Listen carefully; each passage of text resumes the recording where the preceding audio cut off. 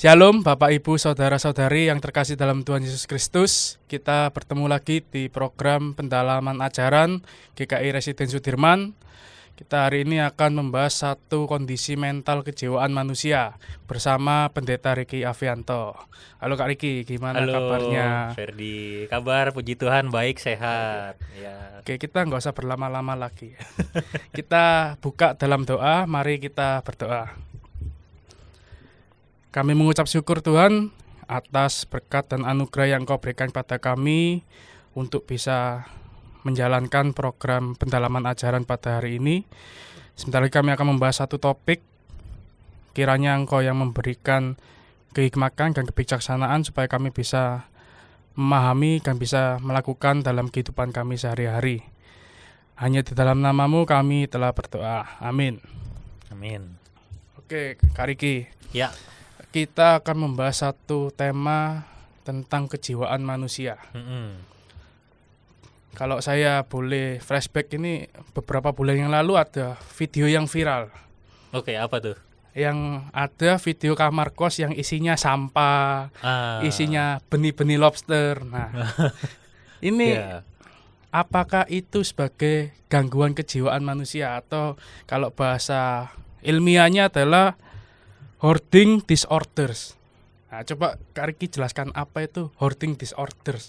Oke, terima kasih Ferdi buat menolong kita semua ya Bapak Ibu Saudara-saudari. Jadi istilah hoarding disorders itu adalah istilah yang disematkan pada kondisi kesehatan mental seseorang. Jadi kondisi kesehatan mental ini tandanya adalah orang-orang seperti ini kesulitan untuk membuang atau melepaskan barang-barang yang ada yang mereka punya gitu. Sehingga akhirnya barang-barang ini tuh lama-lama jadi makin numpuk. Jadi numpuk-numpukin barang gitu di rumah. Itu nah ini yang disebut dengan kondisi hoarding disorders ya. Kalau bahasa Surabayanya ada nggak ada orang suka numpuk-numpuk barang di rumah, ngumpulin barang di rumah? Loak kayaknya. Loak. Iya. Jadi yang bedain ini Fer, yang membedakan itu adalah barang yang dikumpulkan ini itu sebenarnya udah tidak ada nilai gunanya. Jadi kan biasanya kan kalau kita bicara di prinsip ekonomi dan yang lainnya, barang itu masih ada di situ karena dia masih punya nilai guna gitu ya. Contohnya misalnya tempat makan bekas ya, karena nanti bisa dicuci dan bisa dipakai lagi. Jadi masih ada nilai gunanya. Nah, ini sudah ditumpuk tapi lama-lama nih nggak ada nilai gunanya. Jadi bahkan yang juga ternyata sudah habis nilai gunanya. Contohnya misalnya ya ternyata ada tempat makan yang udah pecah, yang udah nggak bisa udah nggak bisa dipakai lagi, itu ya masih disimpan. Nah itu namanya hoarding disorders. Nah ini kalau di luar negeri Fer, ini bahkan udah pernah ada seriesnya iya, jadi series dokumenter gitu, judulnya Hoarders. Jadi ini ada satu tim gitu, lalu dia berkunjung ke rumah-rumah yang dimana rumah itu emang banyak sekali tumpukan barang, terus sampai baunya sudah nggak karuan dan sebagainya. Mereka bertugas untuk membersihkan itu gitu. Berarti hanya barang ya berarti ya? Barang. Kata kuncinya. Iya, barang ya. Kalau misalnya tadi Kak Riki kan bicara hoarding disorder itu menimbun barang yang sudah tidak ada nilainya. Bagaimana kalau ada orang yang biasanya kan ada nih kemasan produk ditimbun supaya mereka dapat door prize, itu apakah juga suatu hoarding disorder? Nah itu contoh ya. Jadi kalau contohnya kayak begitu kan lihat nilai gunanya. Jadi sebenarnya standarnya adalah ada gunanya, ada nilai gunanya. Jadi contohnya misalnya ngumpulin misalnya saset gitu saset dikumpulkan karena ada door prize-nya. Kan door prize ada tenggat waktunya. Nah begitu tenggat waktu selesai, berarti kan sebenarnya sasetnya udah selesai gitu. Kecuali ya, makanya tadi yang saya bilang ada nilai gunanya. Kecuali misalnya saset itu nanti akan dipakai untuk dirancang untuk menjadi bahan baku, misalnya pembuatan tas dari daur ulang dan sebagainya. Itu dia jadi punya nilai guna gitu barang itu. Nah, ini benar-benar tidak ada nilai gunanya. Jadi biasanya kalau kita ngobrol sama hoarding disorders ini, biasanya ketika kita tanya itu buat apa kok di situ, bagi kita itu barang harusnya udah nggak di situ, udah harusnya dibuang gitu. oh ya nggak apa-apa, biarin aja di situ, emang dia tempatnya di situ, nanti gitu. Biasanya rata-rata jawabannya begitu. Nah, kenapa kok bisa seperti itu? Orang ditanya ini kenapa kok di sini? Ya biarin aja. Kenapa kok bisa terjadi? Ya karena dia yang paling pertama ya, dia punya kebiasaan. Jadi kebiasaan untuk tidak membuang, tidak memilah. Tidak memilah barang yang mana yang emang masih ada nilai gunanya, mana yang udah nggak ada nilai gunanya atau yang sudah habis daya gunanya tuh, emang barang itu udah habis. Contohnya misalnya botol bekas gitu kan. Kalau kita nggak mengolahnya atau tidak akan menggunakan lagi ya berarti kan sebenarnya sudah habis dia gitu ya, daya gunanya Ya, gitu. ya. Berarti sudah bisa keluar dari rumah kita, dibuang ke tempat sampah lalu nanti kita buang keluar, kecuali kita masih mau pakai gitu ya. Atau mungkin ya ada aksi mencintai lingkungan hidup lalu kita kumpulkan, itu beda urusan gitu. Jadi yang membedakan di situ dia kebiasaan numpuk barangnya di rumah. Nah, lalu juga dia ngerasa bahwa ini besok masih bisa dipakai gitu. Kalau kita tanya sekarang, oh ya nggak tahu, tapi kayaknya besok akan terpakai nih gitu. Tapi untuk apa terpakainya itu dia nggak tahu gitu. Lalu yang ketiga, karena ada orang yang kemudian kecenderungannya pengen kelihatan punya gitu, pengen kelihatan bahwa barang-barang ini mereka ambil, mereka simpen karena ini akan bisa dipakai untuk waktu yang akan datang atau supaya ya kelihatan ada barangnya gitu.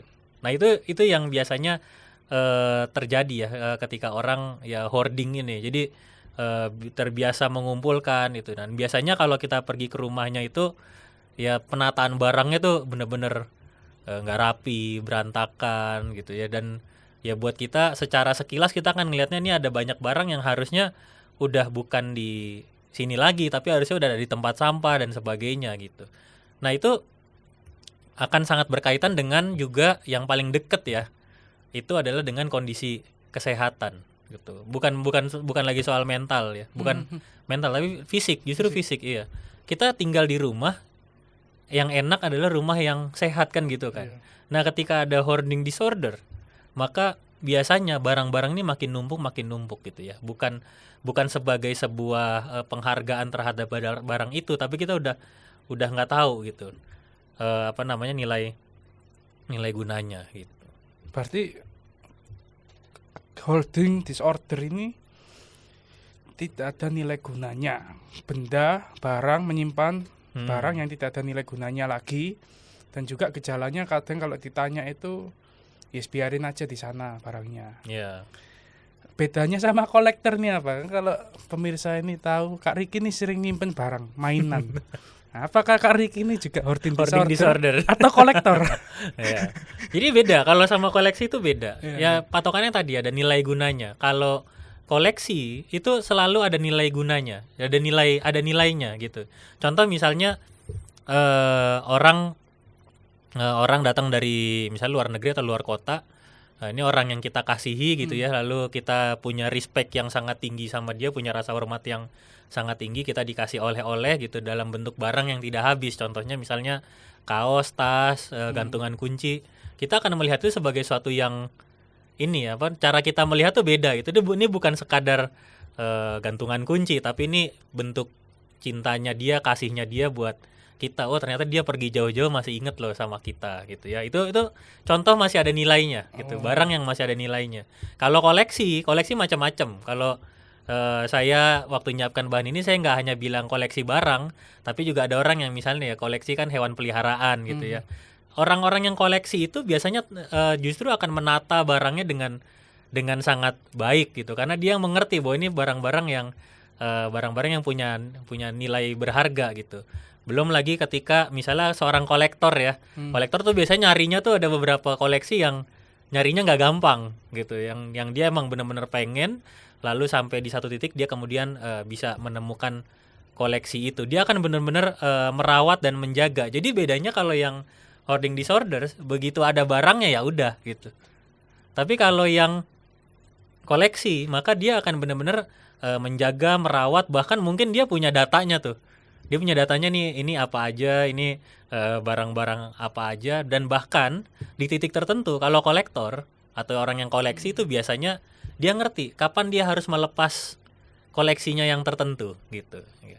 Apalagi kalau misalnya orang-orang emang benar ada di dalam sebuah konteks dia suka mengkoleksi barang gitu, biasanya dia tahu tuh kalau udah nggak musim, udah apa, ya dia mungkin akan pelan-pelan segera melepas ya yang menurut dia yang nilainya akan semakin turun dan sebagainya. Itu kolektor gitu. Jadi kalau orang koleksi bukan cuma dapat terus naro gitu doang fair.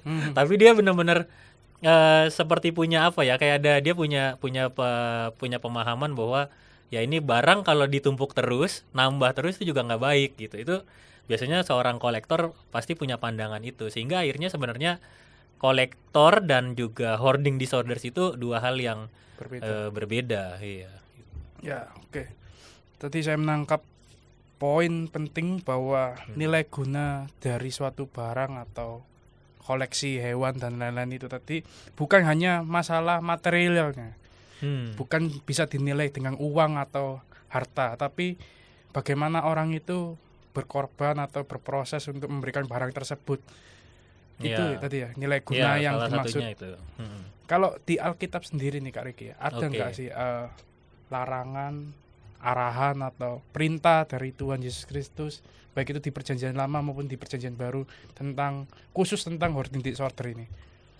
Oke, jadi kalau kita bicara dari Alkitab, maka rasanya pada zaman Alkitab itu belum ditemukan istilah hoarding disorders ya. Jadi mungkin itu tidak muncul di dalam Alkitab kita, tapi kemudian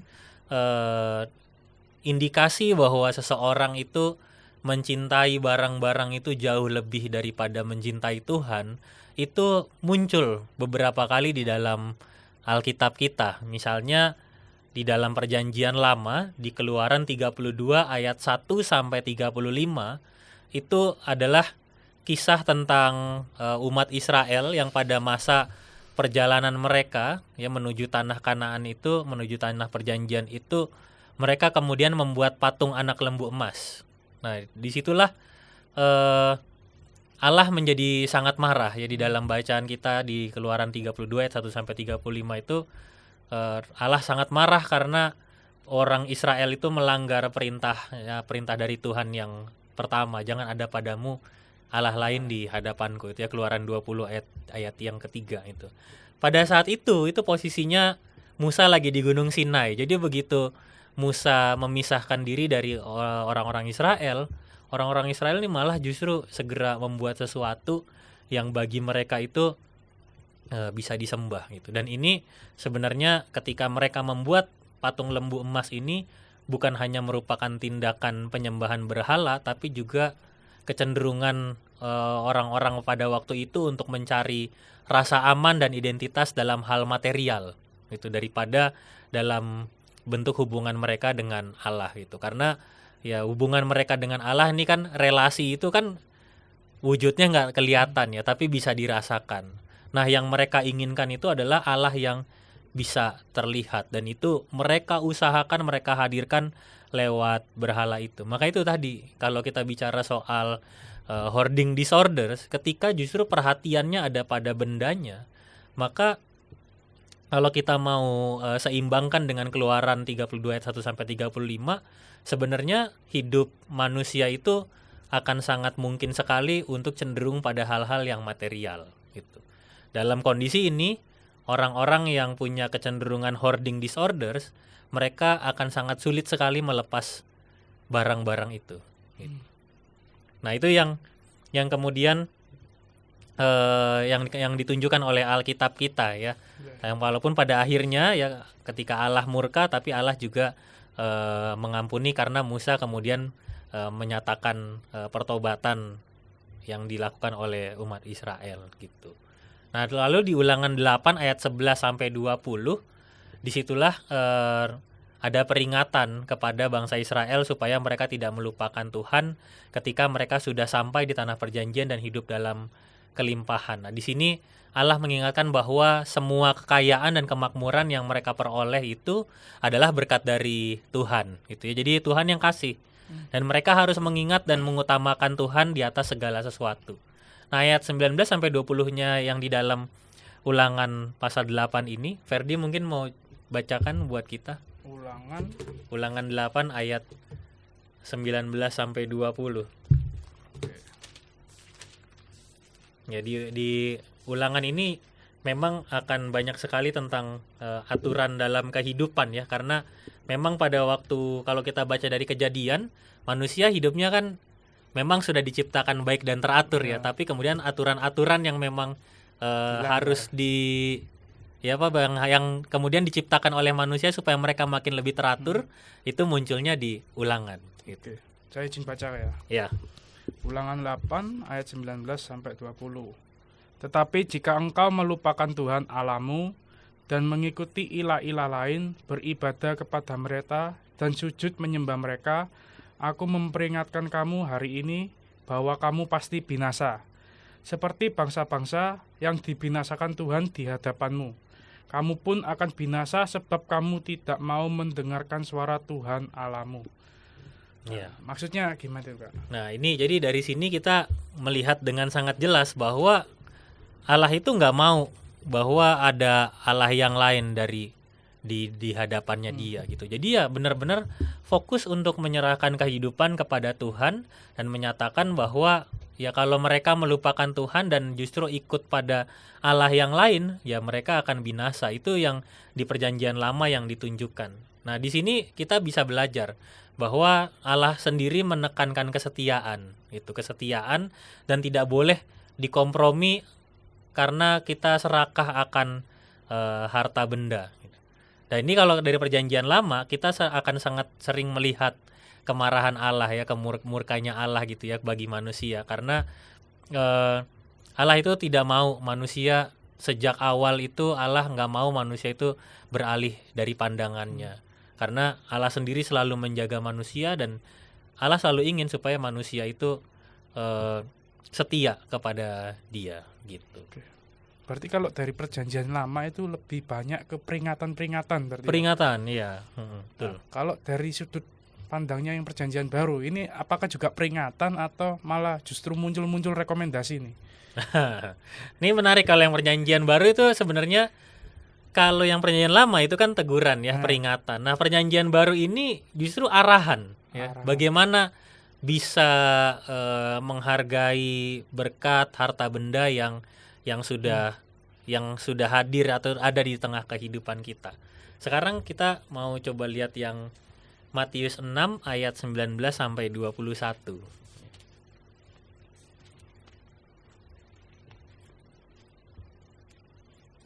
Matius 6 ayat 19 sampai 21 ya, saya yang akan bacakan. Janganlah mengumpulkan harta bagi dirimu di bumi, di mana ngengat dan karat merusaknya, dan pencuri membongkar serta mencurinya. Namun kumpulkanlah bagimu harta di surga, yang tidak dirusak oleh ngengat dan karat, dan pencuri tidak membongkar serta mencurinya. Sebab di mana hartamu berada, di situ juga hatimu berada. Jadi kalau dari sini kita melihat bahwa Yesus sendiri yang mengatakan, jangan kamu mengumpulkan harta di bumi ini. Kalau kita lihat kata aslinya, Fer, ini kata mengumpulkan itu, Bapak Ibu Saudara-saudari, itu kata yang dipakai bahasa Yunaninya thesaurizo. Kalau bahasa Inggris ya itu lebih familiar, treasure. Jadi kalau kita tahu treasure ya, harta karun, harta benda, sekumpulan harta. Nah, itu yang dimaksud oleh Yesus. Nah, ini berarti Yesus mau ngasih tahu sama kita semua supaya kita itu, manusia itu tidak mengumpulkan harta hanya untuk dipendam, tapi kemudian untuk dikelola. Di sisi lain Yesus mau mengatakan, ya, kumpulkan bagimu harta di sorga. Itu juga berarti Yesus ingin supaya kehidupan kita yang sekarang ini sedang kita jalani ini betul-betul menjadi sebuah bekal yang baik untuk kehidupan yang kekal, untuk menyatakan bahwa cinta kasih Tuhan itu juga ada di tengah dunia ini. Di ayat 21 ini Yesus sesungguhnya juga mengetahui kalau manusia akan selalu beri perhatian pada kepemilikan harta. Dan ini kayaknya masih relevan banget ya sama kehidupan kita sekarang gitu ya. Kenapa orang pindah kerja? Ya cari tambahan gitu kan. Kenapa udah punya 2 pekerjaan masih nyari pekerjaan yang lain ya? Karena masih ada yang perlu dicukupi gitu. Jadi kita tuh benar-benar memberi perhatian kita pada pada dan juga harta, terutama harta gitu ya. Harta itu bukan hal sepele gitu dalam kehidupan kita. Dia nggak pernah jadi hal yang sepele. Selalu mengambil porsi dalam pikiran kita gitu. Nah, Yesus ini sudah tahu bahwa manusia itu punya kecenderungan itu. Tapi Yesus tidak mau kalau manusia itu kemudian malah mikirin harta terus di dalam kehidupannya. Nah, kalau begitu berarti harta di sorga itu adalah sesuatu yang memang tidak ternilai harganya. Sebab dikumpulkan sejak sekarang di dunia ini. Jadi kita bukan memendam kekayaan gitu, tetapi mengelola semua kebaikan yang sudah Tuhan hadirkan di dalam kehidupan kita. Tentu tujuannya adalah untuk menyatakan karya keselamatan yang sudah Yesus hadirkan di tengah kehidupan ini gitu. Nah, menarik lagi kalau kita lihat dari 1 Yohanes 3 ayat 17. 1 Yohanes 3 ayat 17 ini menguatkan yang pesan yang tadi gitu ya. Kalau Ferdi sudah ketemu boleh bantu dibacakan. Ya. 1 Yohanes 3 ayat 17. Siapa yang mempunyai harta duniawi dan melihat saudaranya menderita kekurangan tetapi menutup pintu hatinya terhadap saudaranya itu, bagaimana kasih Allah dapat tinggal di dalam dirinya? Oke.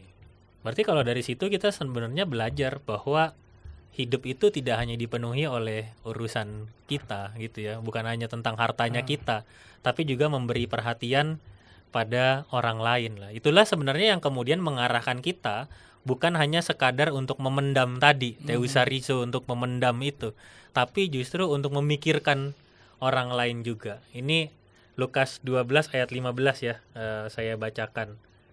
Katanya lagi kepada mereka, berjaga-jagalah dan waspadalah terhadap segala ketamakan, sebab walaupun seorang berlimpah-limpah hartanya, hidupnya tidaklah berasal dari kekayaannya itu. Nah, ketamakan itu pleonexia dalam bahasa Yunaninya, yang berarti keserakahan. Itu artinya ngambil lebih banyak dari yang seharusnya. Nah, kalau kita ngambil sesuatu lebih banyak dari yang seharusnya, bisa jadi yang kita ambil itu bukan hak punya kita, gitu kan. Tapi itu hak punyanya orang lain. Nah, itulah kita disebut sebagai orang yang tamak gitu, yang serakah. Nah, tentang ketamakan ini beberapa penafsir justru menyatakan bahwa ini adalah sikap yang didasari oleh rasa bahwa hidupnya itu selalu kurang gitu, sehingga akhirnya punya keputusan untuk mengambil sesuatu dari punya orang lain gitu. Nah, Galatia 6 ayat 2 ini justru mengkonkretkan pemahaman kita tentang bagaimana kita bukan hanya sekadar memberi, tapi juga menanamkan nilai yang penting dalam hidup bersama gitu. Galatia 6 ayat yang kedua, bertolong-tolonganlah menanggung bebanmu, demikianlah kamu memenuhi hukum Kristus. Jadi kata bertolong-tolongan ini membuat kita sadar bahwa semakin kita hidup dalam Tuhan, kita memang membutuhkan pertolongan Tuhan. Tapi selain kita membutuhkan pertolongan Tuhan, pertolongan itu juga bisa muncul dari kehidupan kita setiap hari. Paulus menyampaikan hal ini supaya nggak ada orang yang merasa ditinggalkan, nggak ada yang merasa diasingkan, tidak merasa kesepian. Sehingga apabila mengalami hal-hal yang sangat terkait dengan rasa kebersamaan, kekeluargaan, mereka benar-benar bisa bertumbuh dalam satu persekutuan yang erat. Gitu. Jadi sebenarnya ketika kita belajar dari Perjanjian Baru, kita menemukan bahwa arahan Allah itu menekankan pentingnya mengutamakan harta yang kekal, yaitu harta yang di sorga. Cinta kasih Tuhan itu yang lebih penting daripada sekadar harta benda yang kita selama ini pikirkan gitu ya. Jadi Yesus juga memperingatkan supaya kita nggak terjebak pada keserakahan, dan disitulah sebenarnya kita akan makin punya kepedulian buat orang lain gitu. Oke. Berarti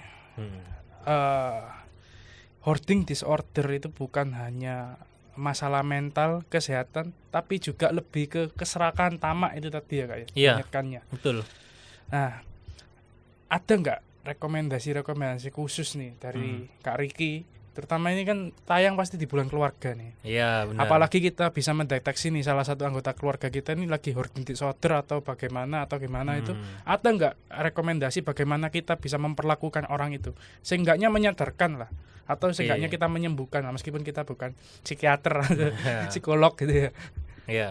Memang kalau dalam beberapa kasus sebetulnya Bapak Ibu saudara-saudari ya, Ferdi juga ya, dalam beberapa kasus memang sebetulnya membutuhkan pertolongan dari yang lebih pakar atau yang lebih ahli ya, psikolog atau psikiater gitu ya. Jadi bisa sampai di level itu gitu. Padahal cuman urusan botol bekas dibuang apa enggak kan gitu ya. Ini urusannya kelihatannya sepele padahal dalam banget gitu. Dan itu menjadi sebuah sebuah hal yang emang bisa saja terjadi. Tapi kalau dari percakapan kita, maka apalagi kaitannya dengan bulan keluarga gitu. Ini kan kenapa tema ini diangkat di tengah bulan keluarga? Karena supaya kita bisa beri perhatian gitu. Bisa beri perhatian. Tidak sedikit orang yang kemudian kadang merasa risih dengan anggota keluarga yang lain karena ya terlalu banyak menimbun barang-barang tertentu gitu, dan itu membuat anggota keluarga yang lain merasa tidak nyaman tinggal satu rumah dan seterusnya. Nah, kalau dari percakapan kita mengenai hoarding disorders ini, yang dapat kita lakukan bersama adalah kita memberikan perhatian kehidupan bersama dengan mereka ya. Kalau hoarding disorders biasanya barang itu begitu kamu ambil aja gitu ya, kita ambil, kita pindahin dari tempatnya, itu bisa marah gitu. Padahal kita tahu ini waktunya dibersihkan, ini waktunya dibuang, ini udah nggak ada nilai gunanya, dan biasanya mereka akan menolak gitu ya. Tapi pengenalan terhadap mereka ya, pengenalan terhadap mereka untuk kita bisa ngobrol, kenapa sih kok nggak dibersihkan, kenapa ini gitu. Jadi jangan cepat ngejudge juga gitu, jangan cepat menghakimi. Oh, orangnya males nih gitu. Oh, orangnya jorok nih gitu. Ya mungkin kalau sekali sekilas kita lihat, sekilas pengenalan kita, atau bahkan ketika mereka menjawab, kita mendeteksi bahwa ya rasanya emang jawabannya itu gitu. Tapi di balik itu semua, itu biasanya ada cerita-cerita yang kemudian membuat mereka punya kebiasaan buruk ini gitu, kebiasaan untuk menimbun barang ini gitu ya. Jadi tidak heran juga kalau misalnya contoh ya, karena yang saya sampaikan ini, pengenalan itu sangat penting karena misal gitu ya, Ferdi dan teman-teman tahu ada yang hoarding disorders, lalu ada anggota keluarga yang merasa risih, lalu misalnya wah ini rumah sampai bau nih karena barang-barangnya yang disimpan tuh udah ada yang basi dan sebagainya, itu kan nggak nyaman ya. Lalu dibersihkan ya. Jangan kaget kalau besok tiba-tiba barangnya udah balik lagi ke situ gitu. Karena yang seharusnya dibentuk itu paling pertama adalah cara mereka memahami gitu. Memahami bahwa ini kenapa harus ada di sini ya. Yang paling sederhana ya, biasanya yang paling sederhana dan sering ditemukan, itu orang tuh ngerasa kesepian, Fer. Karena dia ngerasa kesepian, rumahnya kan kosong. Ya, rumahnya kosong, kesepian, maka barang ditimbun terus. Ditaruh gitu. Jadi akhirnya dia merasa bahwa rumahnya rame gitu. Padahal gejalanya jelas, dia merasa kesepian. Berarti yang ditangani adalah rasa kesepiannya gitu. Kalau dia bisa menghandle rasa kesepiannya, maka itu barang-barang itu akan mudah untuk dia hilangkan. Iya, dia hilangkan. Nah, lalu kemudian kalau kita bicara soal peran penting keluarga ya, maka sebenarnya kedekatan yang paling dekat nih, gimana ya ngomongnya, jarak yang paling dekat lah gitu ya, biar nggak bingung ya. Jarak yang paling dekat itu justru keluarga gitu. Yang seharusnya menjadi jarak paling dekat itu keluarga ya, antara kita dengan orang lain gitu. Nah, yang paling sering adalah namanya juga benda gitu ya. Benda itu memang ada yang kita sebut misalnya ya, Fer ya, ada yang barang antik gitu ya, makin lama makin langka dan nilainya makin tinggi. Yeah. Ada yang kemudian barang yang lama-lama nilainya tuh menyusut gitu ya, makin habis dia, harga jualnya makin turun, nilainya makin turun, tapi biasanya itu punya kenangan gitu. Jadi kita harus tahu, kita harus bisa menentukan gitu ya, barang mana yang memang itu kenangan, barang mana yang ini antik, barang mana yang harus dilepas gitu. Namanya barang, kalau kita belajar dari Alkitab tadi, barang ini nggak boleh jadi berhala gitu ya, nggak boleh jadi sesuatu yang dilebih-lebihkan. Ini benda, ini barang gitu. Jadi kemampuan kita untuk letting go, untuk melepaskan itu menjadi hal yang juga bisa diperhatikan di dalam kehidupan kita bersama keluarga. Karena Ferdi ini kan juga masih muda ya. Salah satu kalau anak muda kan yang susah tuh biasanya barang kenangan dari mantan. Nah itu untung saya nggak punya mantan, Pak. belum punya ya, belum punya mantan ya. Itu biasanya tuh suka disimpan tuh, suka disimpan sampai bertahun-tahun gitu. Lalu letting go-nya itu tidak pernah dilakukan gitu. Jadi itu kebayang ya kalau misalnya ada barang, itu baru barang yang punya kenangan, lalu kenangannya makin tambah banyak gitu, dan tidak dirawat, tidak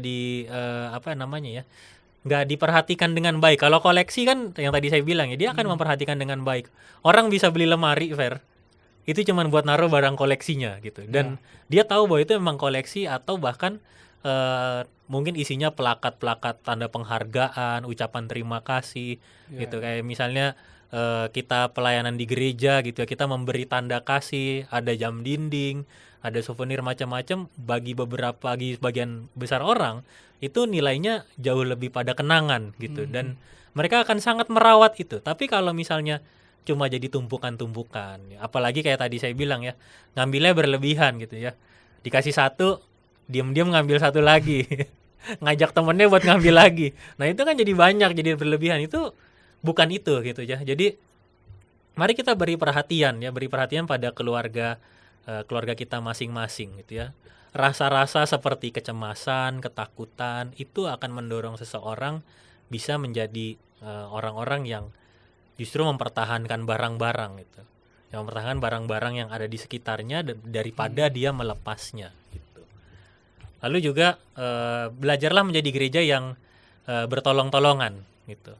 Cara yang paling sederhana yang bisa dilakukan oleh gereja, dan ini rasanya kayaknya bendahara-bendahara akan setuju ini dengan cara yang akan saya sarankan ya.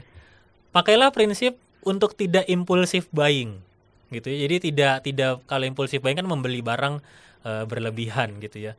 Kadang kan kalau kita misalnya ada di panitia gitu ya, kita ngerasa bahwa budgetnya masih cukup nih ya, tapi kita tidak memperhitungkan itu sebagai antisipasi, tapi pokoknya beli lebih aja lah, yang penting nanti paling masih bisa dipakai. Nah sekarang ya, kalau kita bicara soal gereja, ini kan Ferdi juga aktivis ya di gereja.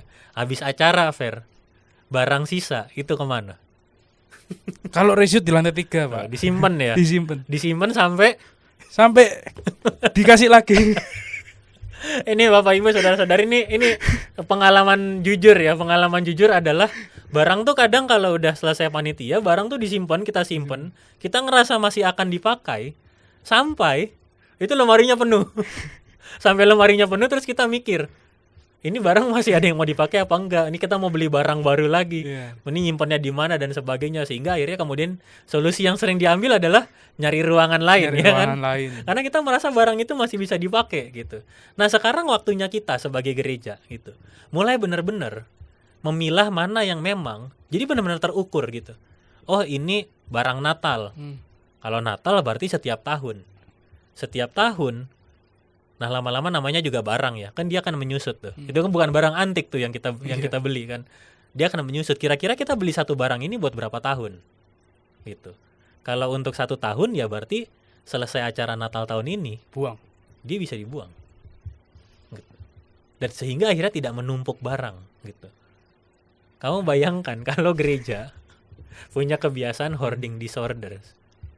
Kamu datang ke sebuah gereja yang kemudian isinya adalah tumpukan barang-barang yang ketika kita tanya, ini nggak tahu untuk dipakai apa lagi, tapi nggak bisa dibuang.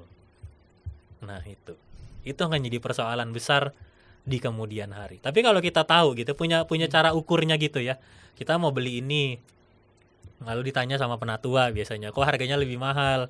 Ya karena kami beli ini nih awet 3 tahun, karena selama 3 tahun ke depan kita akan pakai. Itu akan masuk akal gitu.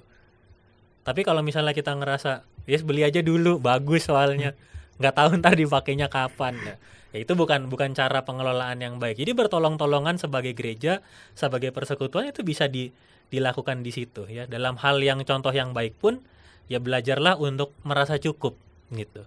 Belajar merasa cukup itu akan menolong menolong kita punya pemahaman yang lebih matang ketika kita bicara soal harta benda gitu. Kalau kita ngerasa cukup, maka pasti ya semua yang ada dalam kehidupan kita bisa kita kelola, bisa kita maksimalkan, kita optimalkan dengan sangat baik gitu. Oke.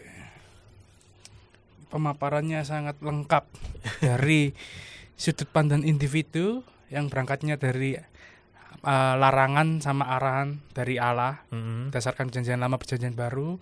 Lalu ada sudut pandang dari keluarga, bagaimana kita dalam berkeluarga mendukung orang yang memang mempunyai gejala hoarding disorder, sampai mengkritik gereja yang seringkali aktivis-aktivisnya itu pakai impulsive buying tadi itu ya, membeli barang tapi tidak tahu sampai kapan barang itu digunakan atau terlalu berlebihan. Pertanyaan terakhir mungkin Kak Riki, bisa disimpulkan nggak ini semua? Bagaimana kita menyeimbangkan ini supaya kita itu juga nggak punya gejala-gejala, ya saya juga nggak mendoakan saya maupun pemirsa semua itu punya kelainan hoarding disorder, tapi bagaimana kita menyeimbangkan, kita bisa melakukan dalam kehidupan kita sehari-hari. Oke. Mungkin gini ya cara menjawabnya gini ya. Kalau kita sudah sadar bahwa ya tidak ada di sekitar kita, maka cara yang paling gampang adalah kenalilah bahwa semua yang kita punya itu dari Tuhan gitu. Sehingga kita akan mengelola semua yang Tuhan sudah berikan itu ya sesuai dengan kemampuan dan daya guna yang mau kita hadirkan di dalam bentuk barang-barang yang ada di dalam rumah kita ya. Jangan lupa pertimbangkan juga bersama dengan keluarga. Kadang kita beli barang, kita nggak ngomong dulu sama anggota keluarga yang lain gitu ya. Karena supaya kita semua tahu di dalam satu keluarga, belajar berdiskusi, belajar merasa cukup dengan apa yang kita punya. Ada juga kondisi kehidupan juga, Fer, misalnya karena semakin lansia, usianya makin tambah, kan jarang keluar rumah gitu ya. Jadi barang-barang kayak misalnya kantong belanja, tempat makan bekas yang masih bisa dipakai lagi itu disimpan gitu. Tapi jangan lupa harus ada batasnya gitu, harus ada rasa cukupnya. Misalnya, oh kira-kira saya cukup nih kalau punya 10 kantong belanja, sudah cukup gitu. Kalau ada kantong belanja yang ke-11, silahkan dipikirkan mau diberikan kepada orang lain atau yang lama, yang misalnya udah lusuh, udah jelek itu dibuang, diganti sama yang baru. Ya begitu juga dengan tempat makan ya, alat-alat lain yang menurut kita masih akan bisa dipakai, berilah batasan gitu. Ingat rumah kita itu terbatas, space-nya itu terbatas ya, lemari raknya itu terbatas, jadi ada batasnya gitu ya. Itu juga bisa kita diskusikan bersama dengan keluarga ya. Kalau ada, itu yang tadi yang pertama, yang kalau nggak ada ya kan.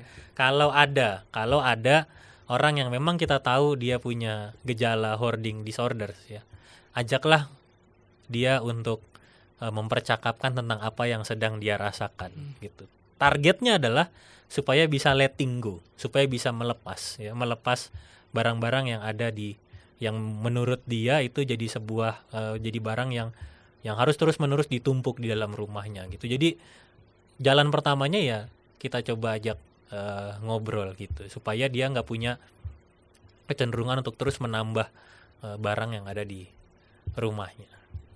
Oke. Begitu. Jadi komunikasi itu sangat penting sekali untuk bisa menghadapi ya, mereka yang dengan punya gejala untuk menumpuk barang-barang ini.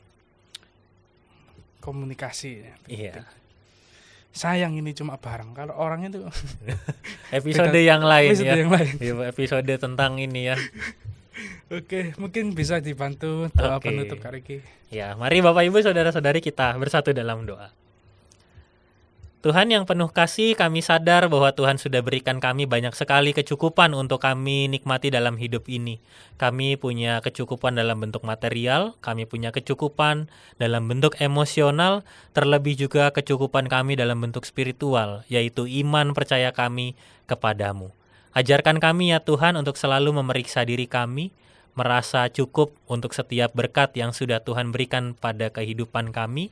Mampukan kami juga untuk bisa menyerahkan hidup kami sepenuhnya hanya kepadamu, tidak bergantung pada barang-barang yang ada di sekitar kami, dan mampukan kami juga sebagai gereja untuk betul-betul bisa bertolong-tolongan satu dengan yang lain. Sertailah kami semua ya Tuhan, di dalam nama Tuhan Yesus Kristus kami berdoa. Amin. Amin. Oke, terima kasih Kak Riki Terima buat kasih. kesediaannya berbagi di pendalaman ajaran. Untuk saat ini selesai di sini, kita akan bertemu di episode-episode lainnya. Kiranya Tuhan Yesus memberkati. Sampai jumpa di lain kesempatan. Shalom. Tuhan Yesus memberkati.